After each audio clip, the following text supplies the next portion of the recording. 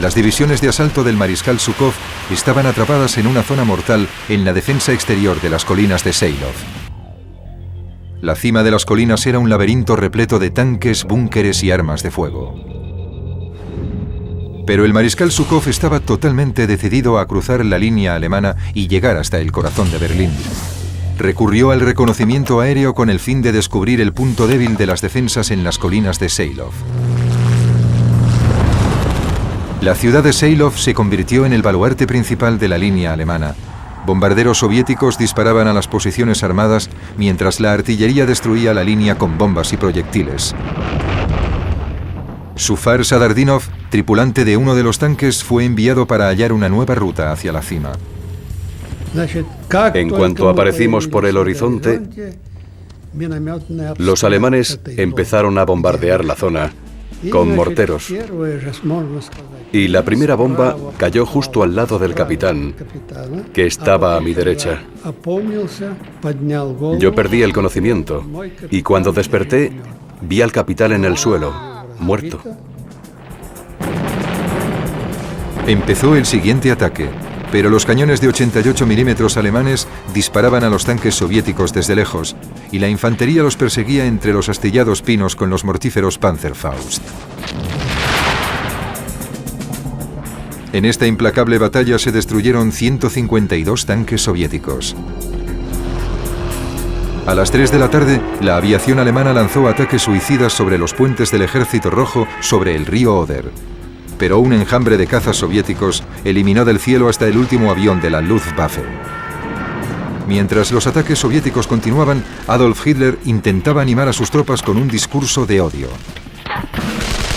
En estos momentos, toda la nación alemana os mira, mis guerreros del Este, y espera que con vuestra determinación, vuestro fanatismo, vuestras armas y bajo vuestro liderazgo, el ataque bolchevique acabará en un baño de sangre. Stalin, en su propia locura, creyó que los aliados occidentales aún querían entrar en Berlín antes que él. Así que indujo a Zhukov y a su rival, el mariscal Koniev, a una carrera a muerte por la ciudad. Stalin cogió a sus dos mejores generales, Zhukov y Koniev, y los utilizó como a dos agresivos perros de guardia, haciéndoles competir hacia Berlín. Y cada vez que Koniev avanzaba un poco, Stalin tiraba de la correa, dejando así que Zhukov le alcanzara. Por tanto, tenemos a estos dos perros de caza que luchan por llegar a Berlín, pero que dependen completamente de la voluntad de Stalin. 80 kilómetros al sur de las colinas de Seilov, los tanques de Koniev seguían avanzando. Los aviones soviéticos les abrían paso con sus bombardeos sobre los bosques. Cuando llegaron a la siguiente línea alemana, situada a lo largo del río Spree, los tanques cargaron sobre la debilitada defensa alemana.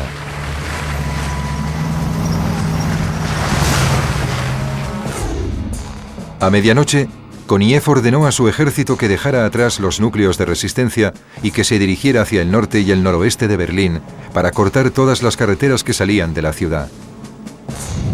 80 kilómetros al norte, Zhukov ordenó a sus hombres que atacaran y tomaran las posiciones de Seilov.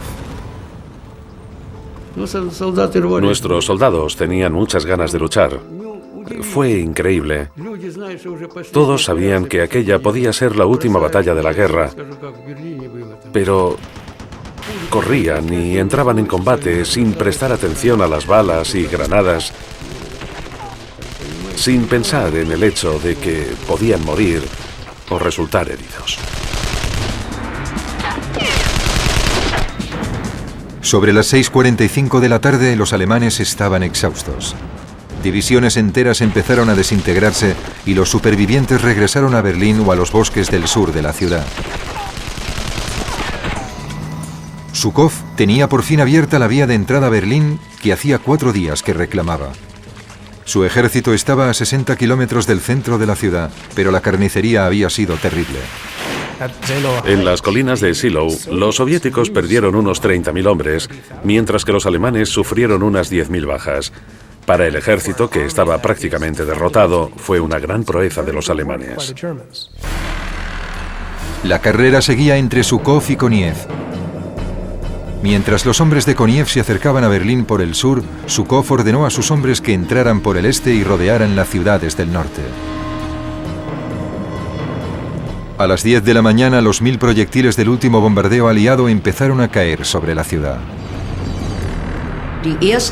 La primera alarma de ataque aéreo significaba «se aproximan los bombarderos». Era un sonido largo y continuo. Luego venía el caos que no podremos olvidar ya jamás en la vida.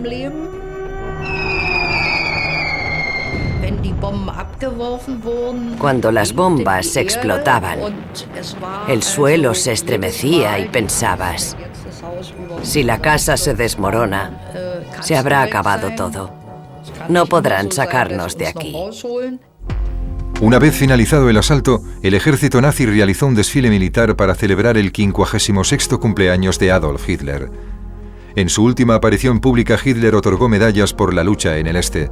El líder del Tercer Reich depositó sus esperanzas en la entrega fanática de los adolescentes alemanes.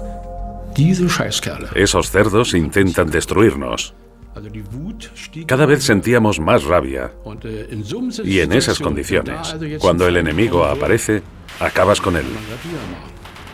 Era él o tú. Y con un poco de suerte yo seré más rápido. Eso es lo que te pasaba por la cabeza, o al menos por la mía.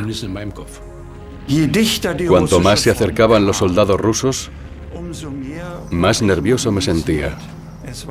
No era miedo, era más un sentimiento de ya vienen, ahora veremos qué soy capaz de hacer contra ellos. Nunca quise esconderme. No pretendo hacerme el héroe, pero cuanto más se acercaba el peligro, más emocionante me resultaba todo.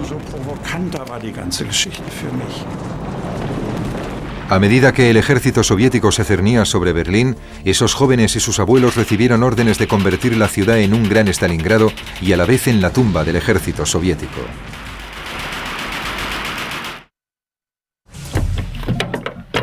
...21 de abril de 1945... En el suburbio berlinés de Marsan, los artilleros soviéticos se preparaban para un bombardeo histórico. Los proyectiles llevaban inscritos mensajes como «por Stalingrado» o «para el canalla de Goebbels». A las 9:30 de la mañana las bombas empezaron a caer. Los proyectiles recorrieron 16 kilómetros para acabar cayendo en el centro de Berlín. Por primera vez en toda la guerra, el corazón del Tercer Reich de Hitler se encontraba al alcance de la artillería enemiga. El ejército soviético estaba a las puertas de la ciudad. Los proyectiles llegaron tan repentinamente que ni siquiera los oíamos. Durante los bombardeos se oye el silbido de las bombas mientras caen antes de explotar. Si las oyes, puedes ponerte a cubierto, pero si no, ya no hay nada que hacer. Te quedas paralizado. Es más una situación de a cubierto inmediatamente. Tras 4 días de dura batalla en el este de Berlín, las fuerzas soviéticas consiguieron destruir las líneas de defensa exteriores alemanas. Al sur de la ciudad, las columnas de tanques del mariscal Koniev se aproximaban al canal Teltov y al suburbio de Potsdam. Al mismo tiempo, los hombres del mariscal Zhukov se acercaban a las ciudades del norte y avanzaban hacia los suburbios del este.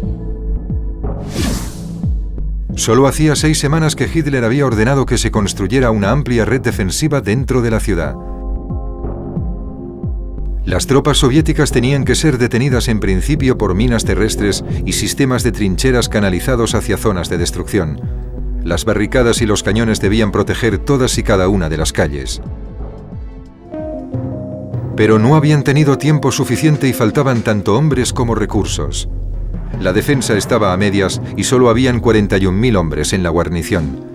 La mayoría eran policías, hombres mayores formados como guardias locales llamados Volkssturm y adolescentes de las juventudes hitlerianas como Wolfgang Urbanski.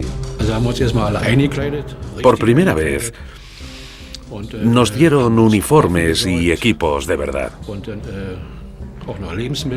Me parecía Rambo. De izquierda a derecha llevaba granadas de mano, granadas de mango, 2 pistolas y lo más importante de todo, una ametralladora. A las 7 de la tarde del 6º día, el Ejército Rojo alcanzó el canal Teltov. Solo separaban 36 metros de agua sus tanques del centro de la capital de Hitler. Pero los refuerzos de Berlín llegaron justo a tiempo. Forzadas por los hombres de Zhukov, las unidades que tanta resistencia habían opuesto en las colinas de Seilov llegaban de nuevo al centro de la ciudad. Estos 45.000 soldados se convirtieron una vez más en la columna vertebral de la defensa. Traían consigo 60 tanques para bloquear el avance de la armada soviética. El círculo de acero soviético se cerraba sobre Berlín, pero Hitler resistía en la ciudad condenada. Desde su búnker, bien escondido bajo la Cancillería del Reich, Hitler seguía dando órdenes a tropas inexistentes y exigía ataques suicidas a sus exhaustos soldados. La escena del Führerbunker es casi una escena cómica de esas comedias francesas en las que las puertas se abren y se cierran y la gente se cuela en las habitaciones y negocia y sale a escondidas y vuelve a entrar a hurtadillas.